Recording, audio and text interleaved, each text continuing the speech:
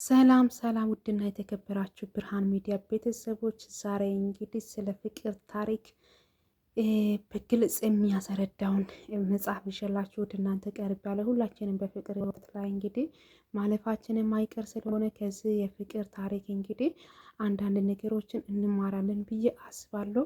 በጣም ምርጥና አስተማሪ የሆነ ወርቃማ የፍቅር ጥቅሶችና አባባሎች የሚል ምርጥ መጽሐፍ ይዤላችሁ መጥቻለሁ። ምርጥ ታሪክ አለው እዚህ መጽሐፍ ውስጥ እንግዲህ ሁለት ፍቅረኛሞች በፍቅር ህይወት ላይ ምን አይነት ፍላጎት እንዳላቸው እና እንዴት ማሳለፍ እንዳለባቸው የሚያሳይ ነው። ግልጽ አድርጎ የሚያሳይ የፍቅር ታሪክ ያለው አንዳንድ ነገር ስለ ፍቅር፣ ስለ ጓደኝነት እንዲሁም ደግሞ ስለ ትዳር አንዳንድ ነገር እንድናውቅ ያስረዳል ማለት ነው፣ ያግዛል ማለት ነው። ሁላችንም እንግዲህ በፍቅር ህይወት ላይ ማለፋችን አይቀርም። ያለፋችሁትም ትኖራላችሁ፣ ግን የምታልፉትም አላችሁ። ስለዚህ ምንም ሳናውቅ ወደ ፍቅር ህይወት ከመግባታችን በፊት አንዳንድ ነገር አውቀን ተጠንቅቀን መግባት ያስፈልገናል ማለት ነው። እንግዲህ እንዴት በፍቅር ህይወት ላይ ያው ሴቷም ወንድም እንዴት አመለካከታቸው፣ ፍላጎታቸው፣ ሀሳባቸው ምን እንደሆነ በትም ያስረዳል። እኔም ግን አላነበብኩትም። መጽሐፉ ምርጥ መጽሐፍ ነው።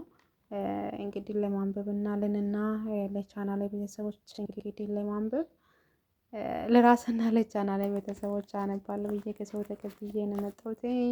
እንግዲህ ትወዱታላችሁ ብዬ ተስፋ አድርጋለሁ። ውድና የተከበራችሁ ብርሃን ሚዲያ ቤተሰቦች ወዳችሁ ፈቅዳችሁ ወደ ቻናል ስለመጣችሁ እጅግ አድርጌ ነው የማመሰግነው።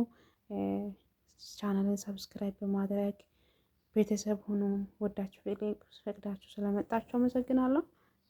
አሪፍ የሆነ የፍቅር ታሪክ እንማራለን በዚህ መጽሐፍ ማለት ነው። አብራችሁን ቆዩ። ስለ ዛሬ እንግዲህ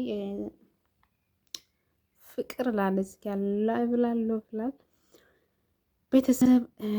እሺ መጀመሪያ እዚህ ጋ ስናይ ወንድ ልጅ ለሴት ጓደኛው የመጀመሪያ መሆኑን ሲመኝ ሴቷ በበኩሏ የመጨረሻዋ እንዲሆን ታልማለች ይችላል። እንግዲህ እዚህ ጋ የሚያሳየው ወንድ ልጅ ሴት ልጅ መጀመሪያ እንድትሆንለት ይፈልጋል ማለት ነው። አንድ ወንድ ልጅ አንድን ሴት ልጅ የራሱ ሊያደርጋት ሲፈልግ ከማንም ወንድ ጋር ግንኙነት የሌላት ብትሆን ይመርጣል ማለት ነው። ያው እንደዛ አይነት ነገር ይመርጣል ማለት ነው። ምክንያቱም ከብዙ ወንድ ጋር ግንኙነት የሌለው ነው ሴት ብዙ ጊዜ ወንድ ልጆች አማራጭ አድርጎ ይፈልጉታል ማለት ነው። እንግዲህ እዚህ ጋር እንደመገለጹ ሴት ልጅ ደግሞ በበኩሏ የመጨረሻዋ ሴቷ በበኩሏ የመጨረሻዋ እንዲሆን ታልማለች ይችላል። እዚህ ጋር እንግዲህ ወንድ ልጅ ለሴት ልጅ መጀመሪያ ጓደኛው መሆን ሲፈልግ ሴቷ በበኩሏ የመጨረሻዋ እንዲሆን ትፈልጋለች ይችላል። ያው እዚህ ጋር ባይጠቅስም እንኳን ሴት ልጅም ያው ወንድ ልጅ የመጀመሪያዋ ማለት እንዲሆን ትፈልጋለች እሷም ማለት ነው።